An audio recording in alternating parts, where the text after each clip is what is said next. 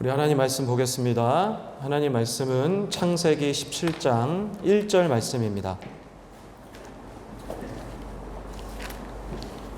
창세기 17장 1절 한 절 말씀을 같이 보겠습니다. 우리 다 같이 자리에 일어나겠습니다. 우리 다 같이 자리에 일어나서 창세기 17장 1절 말씀을 우리 다 같이 함께 읽도록 하겠습니다. 함께 읽겠습니다.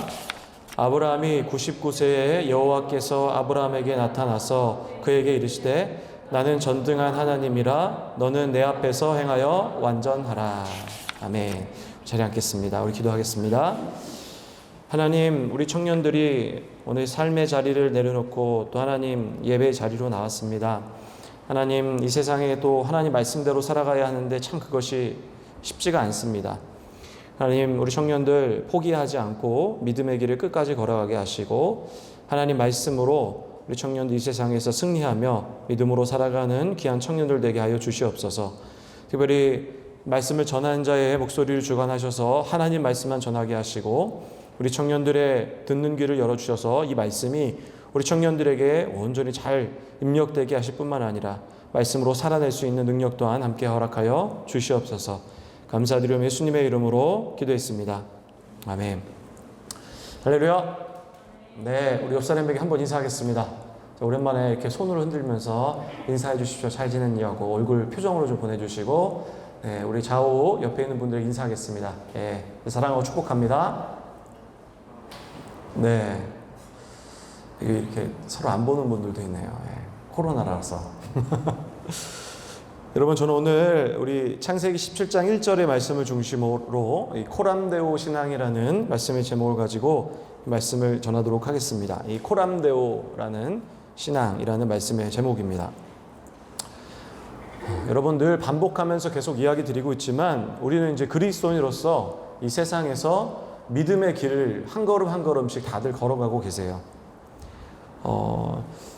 여러분들 이 믿음의 길을 걸어감에 있어서 그리스도인들이 생각하고 기억해야 될 아주 중요한 것이 무엇이냐면 하나님 말씀대로 이 믿음의 길을 걸어가야 된다는 거예요. 이게 가장 중요해요. 그러니까 믿음의 정도를 지키면서 이 땅을 살아가는 것이 바로 이 믿음의 길을 걸어가는 그리스도인들의 모습이라고 이야기할 수 있다는 거죠. 근데 여러분이 살아보시면 아시겠지만 우리 삶 속에서 그렇게 살아가는 것이 결코 쉽지만은 않은 것이 현실입니다. 여러분, 왜 그렇겠습니까? 제 생각에는 이런 것이 있지 않을까 생각들어요. 교회에는 이 계시는 하나님이 내 삶 속에서도 그 하나님이 함께 하시는가에 대한 질문이에요. 여러분, 요거는 좀 괜찮은 정도의 사람이에요. 그런데 교회에도 하나님이 계시지 않는다고 생각하는 사람도 있죠, 사실은.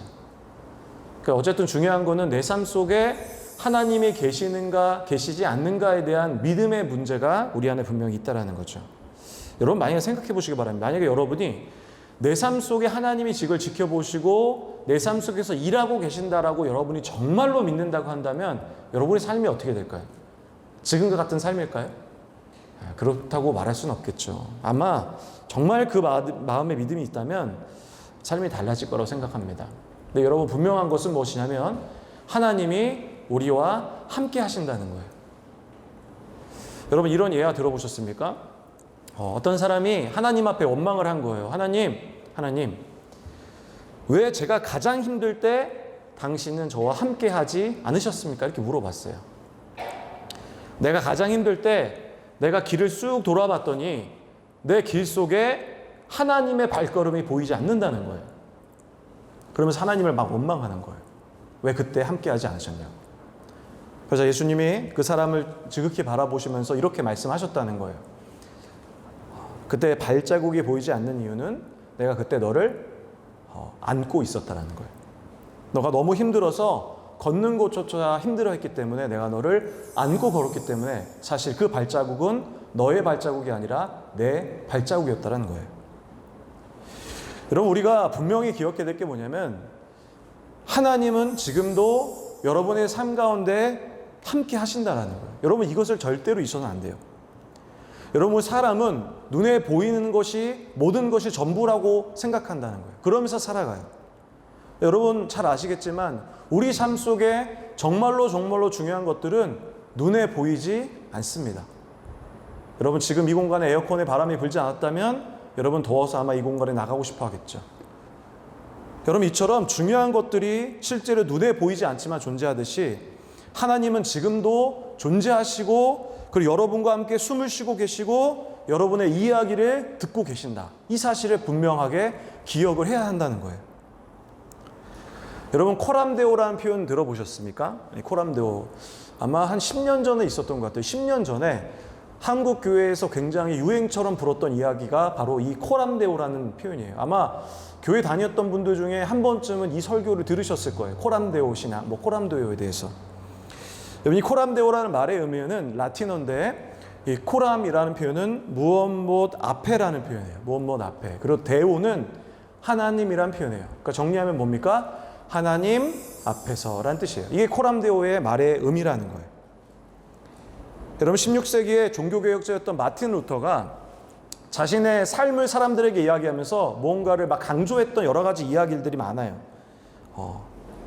예를 들면 이제 마틴 루터가 자기가 강조했던 게 있었는데 그게 뭐냐면 오직 믿음, 오직 은혜, 오직 성경 이런 얘기 들어보셨습니까? 한 번쯤은 들어보셨을 것 같은데 그러니까 이처럼 마틴 루터가 사람들에게 이야기했던 중요한 신앙 신조가 있는데 그게 중에 한 가지가 무엇이냐면 바로 이 오늘 표현했던 코람데오라는 표현이에요. 하나님 앞에서라는 거예요. 여러분 이것은 마틴 루터가 행했던 어떤 자신의 어떤 신앙적 신조뿐만 아니라 당시 16세기에서 함께 종교개혁을 일으켰던 많은 종교개혁자들이 자신의 신앙의 표처럼 이야기했던 것이 무엇이냐면 바로 이것 코람데오라는 표현이에요.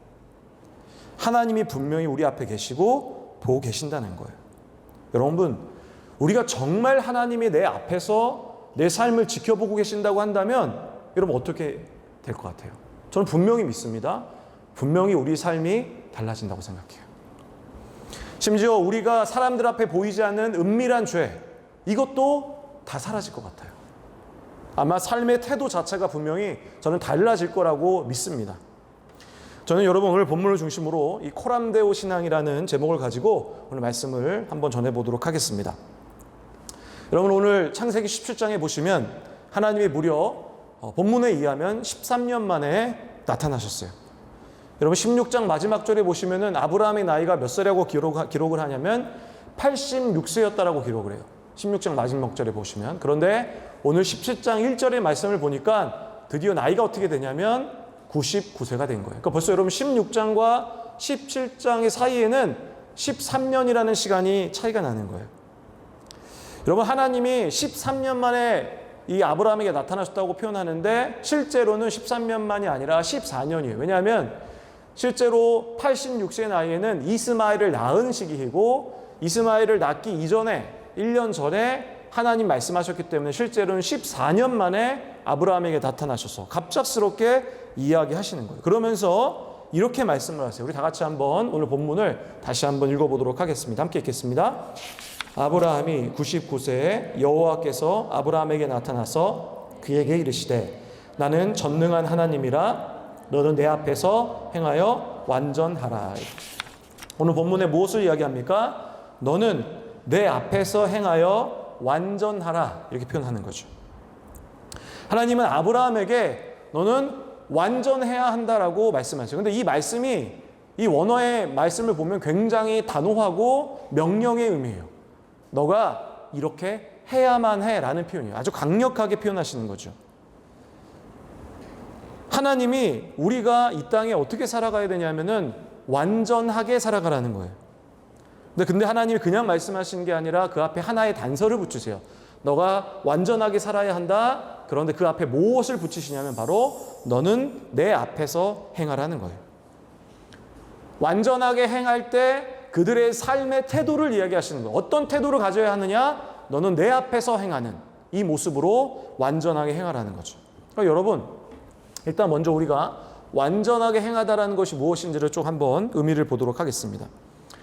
여러분 오늘 본문은 창세기죠. 이 창세기는 구약 성경입니다. 근데 구약 성경은 무엇으로 쓰였냐면은 히브리어로 쓰여져 있어요.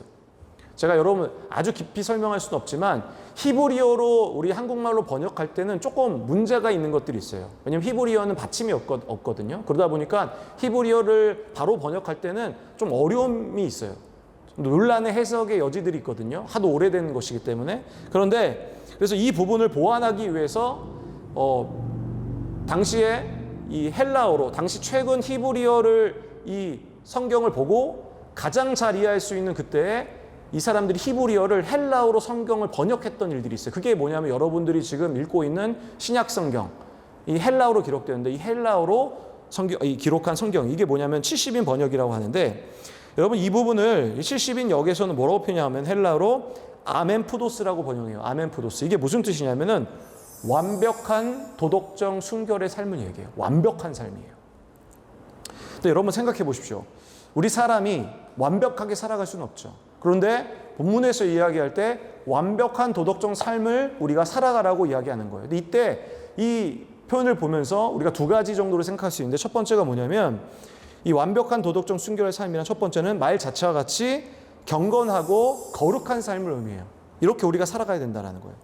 그런데 이 말 속에 우리가 반드시 함께 포함되어야 될 것이 있는데, 이게 뭐냐면 바로 믿음으로 살아가는 거예요. 왜냐하면 믿음이 아니고서는 우리가 완벽하게 살아갈 수가 없기 때문이에요. 그리고 실제로 그렇게 살아갈 수도 없고 그렇게 하나님 앞에 평가를 받을 수도 없어요. 그러니까 거룩한 삶뿐만 아니라 믿음으로 살아간다는 것이 결국 오늘 아멘푸도스라는 단어의 의미라고 이야기할 수 있다는 거죠. 인간의 이 죄된 품성으로 살아가야 한계가 있기에 우리는 경건하고 거룩하게 살아가야 하지만 함께 살아가야 될 것이 무엇이냐면은 바로 믿음으로 살아가는 거예요. 여러분, 우리는 그리스도인이에요. 여러분, 그리스도인이란 표현이 어떤 의미인지 아십니까? 그리스도인? 이것은 뭐냐면 크라이스트 피플이에요. 그리스도는 예수님을 얘기하죠. 그리스도인, 크라이스트 피플, 예수님의 사람이죠.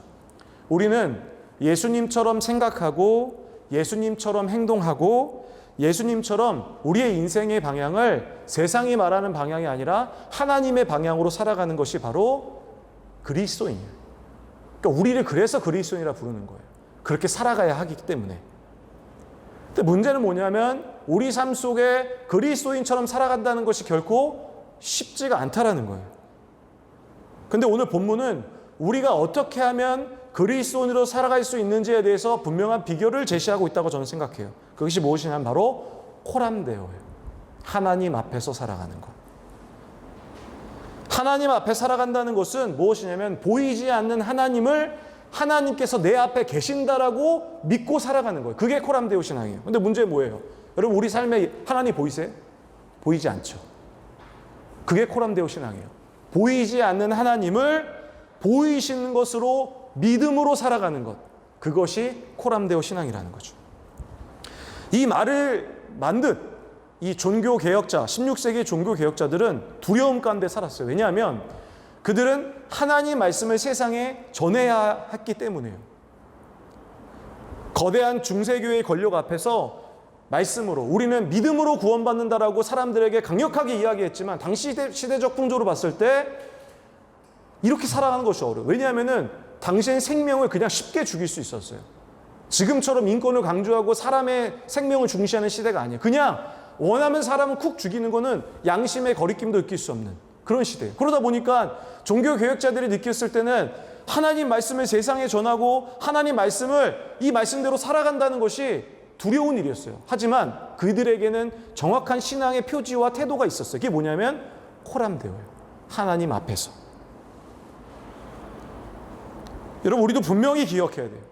하나님 앞에서 우리 하나님이 우리가 분명히 내 앞에 계신다라는 거죠.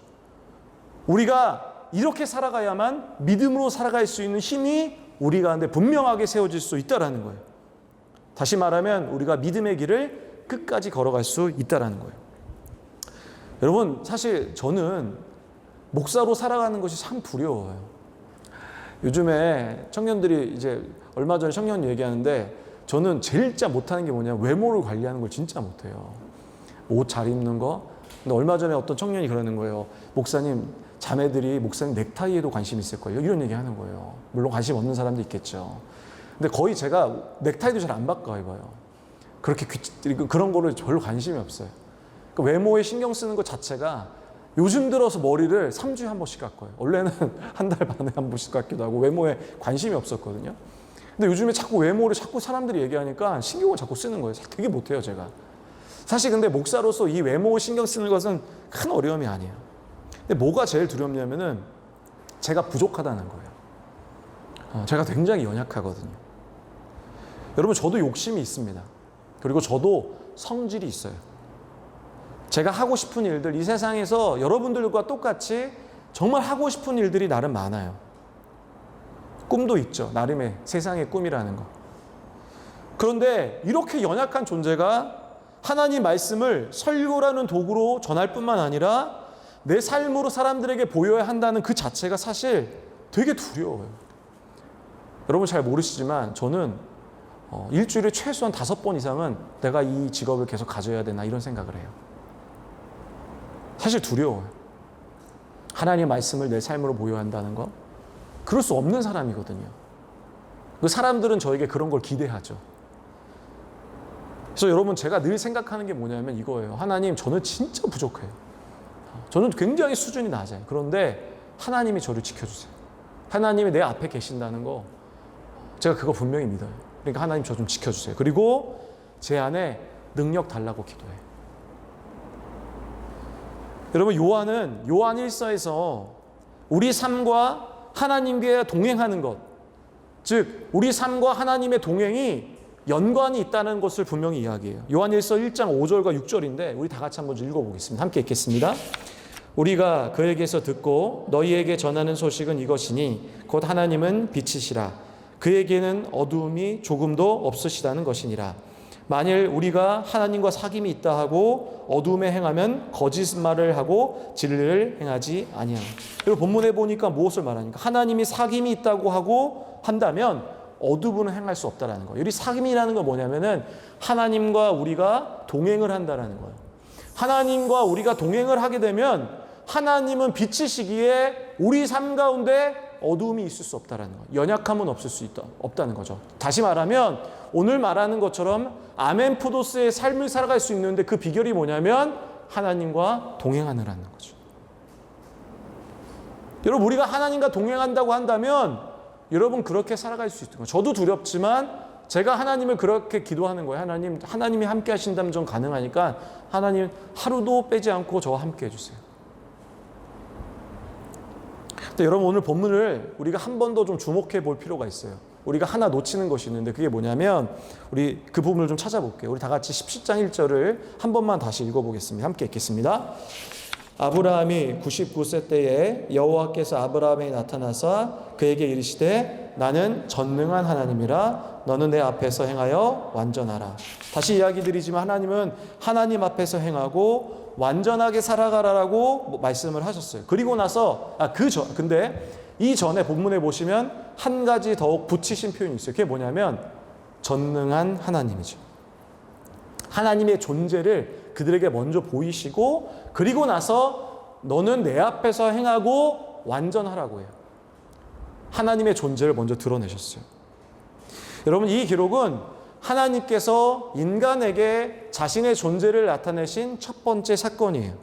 히브리어로는 이런 표현 들어보셨죠? 엘샤다이. 절대적이고 우주적인 통치자를 얘기해요. 70인 번역에서는 이 엘샤다이를 뭐로 번역하냐면 판토크라토르라고 번역하는데 이건 무슨 뜻이냐면은 전능자, 무소부재자, 주권자라는 뜻이에요. 성경에 보시면 하나님이 자신을 표현하실 때 구약 성경에 되게 자주 표현하신 표현이 두 가지가 있는데 첫 번째 뭐냐면 여호와예요. 두 번째는 뭐냐면은 엘로힘이에요. 여호와라는 것은 무슨 뜻이냐면은 하나님은 구원이시다라는 뜻이에요. 구원의 하나님을 자신을 표현하실 때 그의 백성을 구원하기 원하실 때 하나님이 자신을 뭐라고 표현하시냐면은 나는 여호와다라고 표현해요. 엘로힘의 하나님은 무엇을 표현하냐면 창세기 초반부에 나타나는데 엘로힘은 무슨 표현이냐면 바로 하나님은 창조하시는 하나님이다. 창조자이시고 사람을 이끌어 가시는 그 하나님을 표현할 때 엘로힘이라고 표현해요. 자연을 창조하고 보존하시는 하나님. 그런데 여러분, 오늘 표현하고 있는 엘샤다이라는 하나님은 어떤 하나님이냐면 자연의 질서를 거스르면서까지도 끝까지 약속을 성취하시는 절대적인 능력의 하나님. 어떻게 보면 사람이 듣기에는 두려움을 줄 수 있는 그런 하나님의 이름이 뭐냐면 엘샤다이, 전능의 하나님이라는 거예요. 여러분, 도대체 하나님은 왜 아브라함에게 하나님 앞에서 행하고 완전하라라고 이야기할 때 자신의 존재를 여호와나 엘로힘으로 드러내지 않으시고 자신의 이름을 나는 엘샤다이다 이렇게 표현하셨을까? 왜 하나님 그러셨을까? 16장에 순종하지 않고 이스마엘을 낳아서 하나님이 이 아브라함을 좀 혼내시려고 그런 표현을 쓰셨나? 어떤 의미일까? 여러분, 이것을 이해하기 위해서는 저희 집의 이야기를 좀 해야 돼요. 저희 집 얘기를 좀 해볼게요. 여러분, 저는 집에서 보통 하는 이 역할이 뭐냐면 아이들 훈육을 많이 해요. 원래 그러진 않았어. 원래는 훈육을 잘 안 했는데 주원이가 한 5살 때쯤 돼서부터인가 그때부터 제가 훈육을 보통 담당합니다. 여러분, 아직 결혼하지 않으셨지만 결혼을 하면은 부부가 이 2가지 역할을 갖게 돼요. 어떤 역할이냐면 자녀를 훈육하는 역할과 그 자녀를 정말 한없는 사랑으로 안아줘야 할, 이해하는 부모의 모습, 이 2가지 모습을 이 각자 부모가 역할을 담당하게 됩니다. 왜냐하면 자녀는 물론 끝없이 부모의 사랑도 받아야 하지만 모두 함께 배워야 되냐면은 자녀도 배워야 하거든요. 인생이 무엇인가? 그리고 부모로부터 내려오는 어떤 이 세상을 살아가는 방식, 이런 것들을 자녀에게 가르쳐 줘야 돼요. 사실 여러분, 저는 결혼해서 제가 워낙 바쁘게 살았기 때문에 자녀들한테 그런 역할을 별로 하고 싶지 않았어요. 왜냐하면 제가 집에 별로 없거든요. 제가 하늘비전교회 와서 집에 자주 있는 거지 전에 있을 때는 거의 하루에 뭐 잠자는 것 빼고는 1시간, 2시간밖에 없었어요. 그렇게 바쁘게 살았거든요. 그래서 저는 우리 자녀들한테는 무한하게 착한 아빠, 넓은 마음의 아빠, 예를 들면 뭐가 필요할 때마다 아빠를 부를 수 있는 그런 아빠가 되길 바랬어요. 근데 문제는 뭐냐면 저희 와이프가 어떤 스타일이냐면 되게 착해요. 사람들한테 싫은 말을 못하고 진짜 아주 착하고 순한 사람이에요. 그러다 보니까 인간이 죄성을 갖고 있다는 걸 제가 분명히 아는 게 우리 애들이 우리 와이프를 금방 눈치를 제가 어떻게 하냐면은 우리 와이프를 이겨먹으려고 하는 거예요. 그래서 제가 이제 조금 지켜봤는데 우리 애들이 이렇게 해서는 도저히 정상적으로 교육을 할 수 없겠다 이런 생각이 딱 들었어요. 그때부터 제가 우리 아이들이 훈육을 하기 시작했어요. 물론 이제 와이프도 좀 훈육을 하지만 제가 주로 보통 훈육을 많이 해요. 그래서 이제 우리 애들은 저를 뭐라고 말하냐면 이렇게 말해요. 우리 아빠는 안 착한 아빠. 그리고 우리 엄마는 한없이 착한 엄마. 이렇게 정리를 하죠. 물론 제가 바란 건 아닙니다. 근데 이제 그렇게 됐어요. 근데 얼마 전에 우리 주원이가 학교에서 되게 잘못된 행동을 한 거예요. 그래서 이 잘못된 행동을 하는데 와이프가 우리 아이를 두고 막 훈육을 막 하더라고요. 막 훈육을 하는데 문제는 뭐냐면은 이 훈육을 할 때 엄마 말을 잘 들으면 되잖아요. 그런데 우리 주원이가 엄마가 얘기하는데 자꾸 딴청을 피는 거예요. 제 눈앞에서. 그래서 야, 이게 어떻게 해야 되나 고민하다가 제가 조용히 방으로 불렀습니다. 근데 우리 주원이가 어떨까요? 아빠를 좀 무서워하잖아요. 그러니까 내가 딱 얘기하면 어떻게 하냐면 눈을 탁 뜹니다. 눈을 뜨고 아빠를 쳐다봐요. 혹시 저는 제가 아빠가 훈육할 때 눈을 돌리거나 딴 행동을 하면은 엄청 뭐라고 하거든요. 그러니까 주원이는 아빠가 훈육을 하니까 갑자기 집중을 딱 해서 흐트러지지 않아요. 그리고 아빠가 얘기할 때 집중해서 얘기 들어요. 네, 이렇게 표현하는 거예요. 이렇게. 여러분 생각해 보세요. 왜 주원이는 엄마의 이야기는 이렇게 듣는데 왜 아빠의 이야기는 이렇게 들을까요? 이유는 뭘까요? 이거죠. 주원이가 아빠에 대한 인식과 엄마에 대한 인식이 좀 다르기 때문이에요. 그래서 주원이는 아빠의 말을 꼭 들어야만 하는 사람인 거고 엄마 얘기는 이해할 것 같으니까 조금은 안 들어도 혼나지 않을 것 같은 그런 인식을 하는 거예요.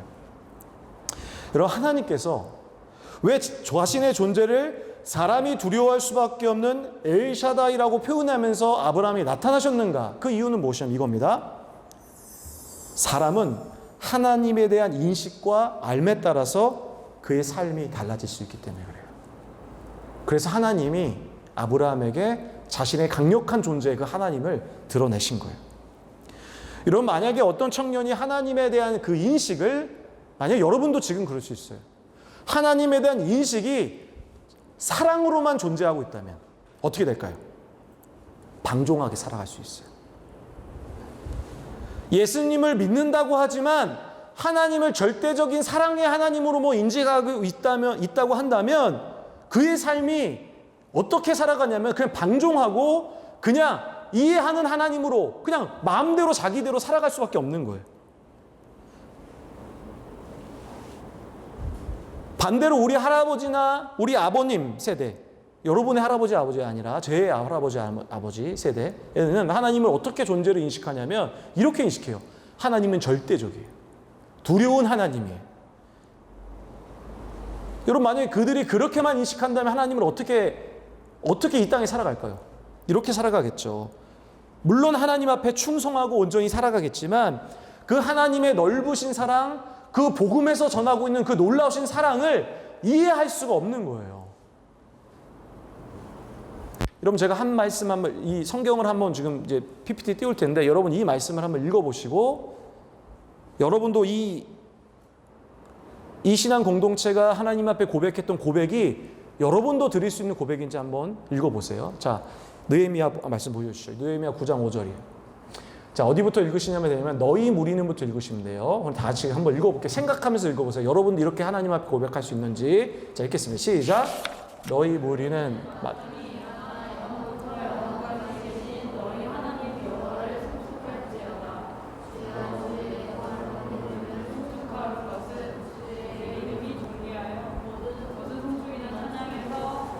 6절 계속 읽겠습니다. 6절 시작.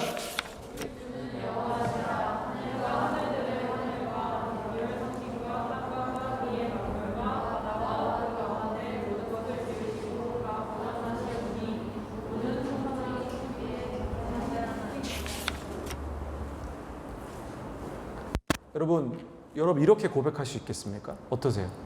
혹시 여러분 이걸 읽는데 여러분 마음에 이거는 당시 지금으로부터 4,000년 이전에 있던 사람들, 원시인들이 하나님 앞에 고백한 거다라고 생각한 사람이 있습니까?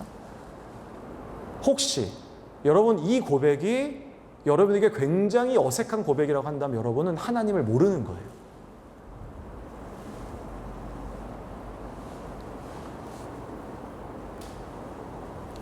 여러분, 오늘 지금 고백해드리는 이 신앙 공동체에서 얘기하는 이 구약 성경에서 느헤미야 공동체가 고백하는 이 고백이 구약의 하나님인데 신약의 하나님과 그리고 우리의 지금 살아가고 있는 그 하나님의 존재가 다르지 않아요. 같아요. 근데 문제는 뭐냐면 우리가 인식하는 하나님의 그 수준이 너무너무 다르다는 거예요. 예수님을 십자가에 못 박아서 우리를 사랑하신 존재로만 인식한다는 거예요. 여러분, 우리 신앙의 문제예요, 이게. 여러분, 하나님은 십자가에 달리셔서 여러분에게 구원을 해준 분만이 아니에요. 여러분이 만약에 예수님을 십자가에 달리신 그 하나님으로만 기록한다면 여러분 그 복음의 크기를 절대가 알 수가 없어요. 여러분, 하나님은 이 땅을 창조하신 하나님이에요. 여러분, 하나님이 계시지 않았다면 이 땅은 존재할 수도 없어요. 여러분, 느헤미야 9장 5절과 6절 한 얘기가 뭔지 아세요? 이 얘기예요. 하나님을 송축하는데 사람의 말로 이 땅의 찬양으로도 어떠한 말로도 하나님을 경배할 수 없다라는 거예요. 지금 이 5절과 6절의 한 요지가. 이렇게 크신 하나님이라는 거예요. 하나님은 찬양받기 합당하신 분이라는 거죠. 그런데 이렇게 크신 하나님이 십자가에 달린 거예요. 바울이 왜 변했는지 아세요? 왜 여러분의 삶은 안 변했는지 아세요? 안 변하는지 아세요? 이 복음의 크기를 모르는 거예요. 이렇게 크신 하나님이 나를 위해 돌아가셨다는 것을 여러분 감이 없는 거예요. 예수는 그냥 내 십자가를 위해 돌아가셔도 당연한 존재라고 여기는 거예요. 그냥 사랑의 하나님으로 인식하는 거예요. 근데 여러분 그렇지 않아요. 복음은 이렇게 크신 하나님이 나같이 약한 이 죄인을 위해서 돌아가셨다는 것이 이것이 그 복음이에요. 여러분 이걸 모르면 복음의 크기를 절대로 이해할 수가 없어요. 오늘 하나님이 자신을 아브라함에게 엘샤다이라고 표현하신 것은 뭐냐면 하나님의 크신 존재에 대해서 인식을 하라는 거예요. 왜냐하면 하나님에 대한 정확한 인식이 아브라함에게 없다면 아브라함 또한 그의 삶이 여러분과 같이 변할 수가 없는 거예요. 그래서 그 크신 하나님을 인간이 느꼈을 때 두려워할 수 있는 그 하나님을 엘샤다이라고 이야기하면서 자신을 표현하고 있는 거예요. 얼마 전에 미국의 한 선교사님이 설교를 하는데 이 설교 듣는데 제 안에 너무 큰 깨달음이었어요. 뭐냐면 이런 얘기예요. 한국 사람들이 찬송가 92장을 부르는데 이 찬송가는 부르면 안 된다라는 거예요. 찬송가 92장 혹시 뭐 잘 모르시죠? 92장 제가 한번 읽어드릴게요. 가사를 한번 들어보세요. 왜 이걸 읽으면 안 되는지, 부르면 안 되는지. 위에 계신 나의 친구, 그의 사랑 지극하다. 이는 예수 그리스도 나의 구주, 나의 친구. 사랑하는 나의 친구, 늘 가까이 계시도다. 그의 사랑 놀랍도다. 변함없는 나의 친구. 여러분, 여기 이 찬양의 가사 중에서 뭐가 틀렸을까요? 왜 이 선교사님은 한국 사람들은 찬송가 92장을 부르면 안 된다고 이야기했을까요? 이유 뭐냐면은 친구라는 단어예요. 친구. 여러분, 미국에서 영어권에서 이 친구라는 단어는 우리가 한국 사람들이 이해하는 단순한 나이가 동갑이어서 부르는 것이 아니에요. 나이와 상관이 없어요. 저는 유학할 때 36살짜리 머리가 벗겨진 외국인과 저랑 친구였어요. 제가 20살이었는데 항상 저에게 프렌드라 불러줬어요. 여러분, 나이와 상관없이 미국이나 영어권에서는 이 친구라는 단어는 어떤 의미냐면은 모든 것을 맡길 수 있을 만큼 신뢰할 수 있는 존재. 내가 평생 함께 할 수 있어. 이 사람과 내가 평생 좋은 관계를 맺어서 유지할 수 있을 만큼 신뢰를 할 수 있는 존재. 그게 친구예요. 이게 영어에서 말하는 친구예요. 그런데 한국말에서의 친구는 어감이 다르다는 거예요. 어떻게 보면은 나이만 같으면 친구고, 어떻게 보면은 내가 막대해도 되는 존재.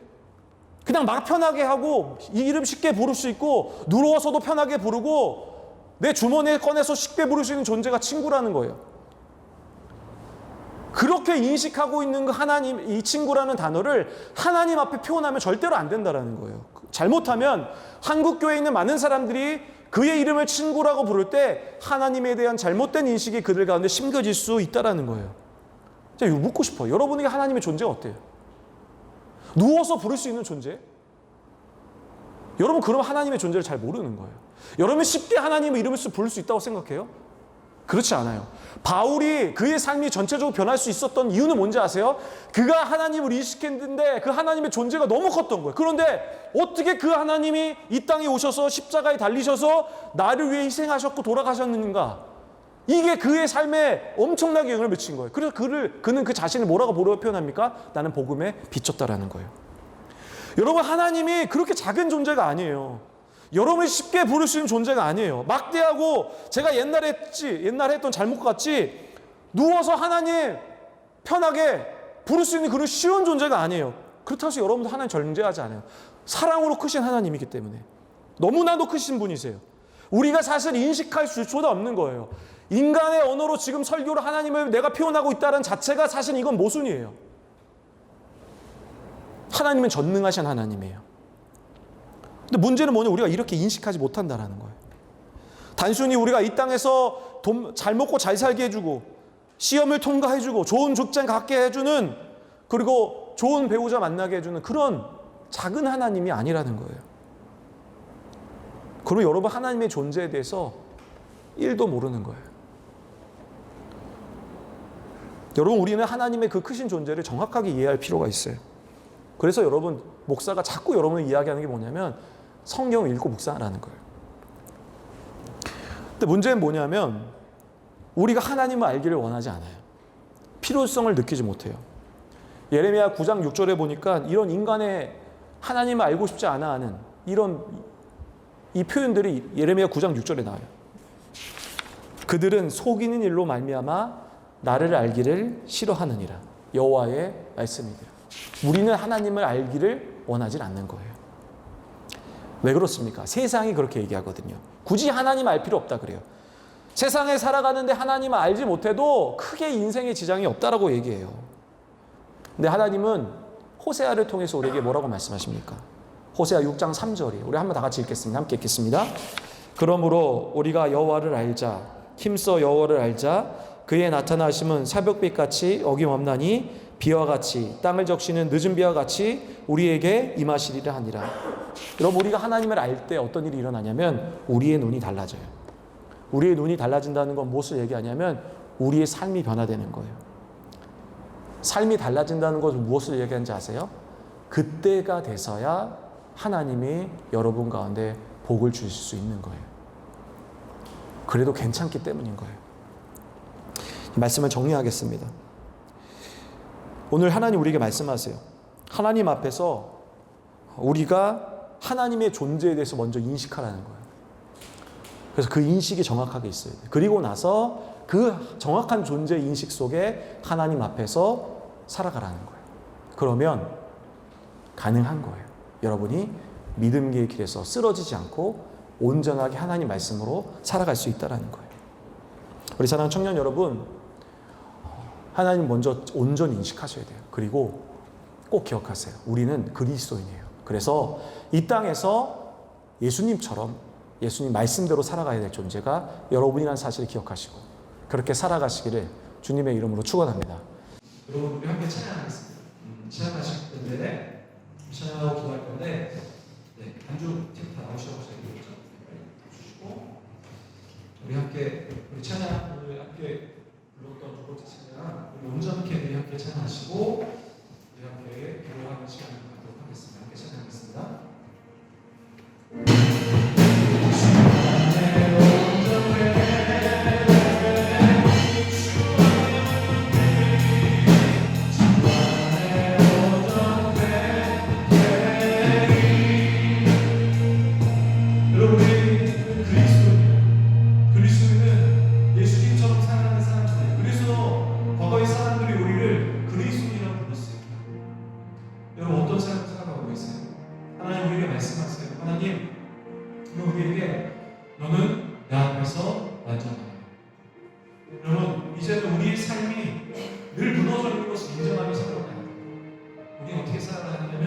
하나님 말씀대로 살아가.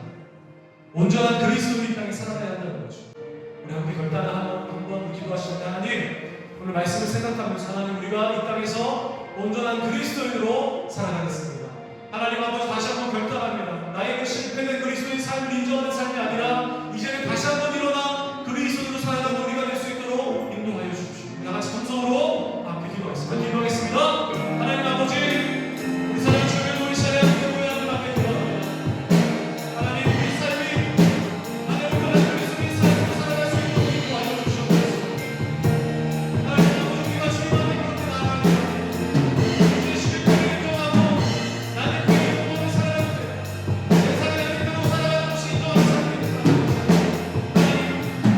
하나님 우리가 그리스도인으로서 그 이름으로 살아갈 수 있도록 인도하여 주시고 함께하여 주시옵소서. 우리의 삶이 이제 변화되기 원합니다. 우리가 주님 앞에 나아가기 원합니다. 하나님 아버지 우리가 통치하시고 함께하여 주셔서 우리 삶이 새로운 변화를 인도하여 주시옵소서. 우리가 우리 사랑하는 주님의 친구들이 주님 말씀으로 살아가기 원합니다. 이 세상을 누리며 하나님 아버지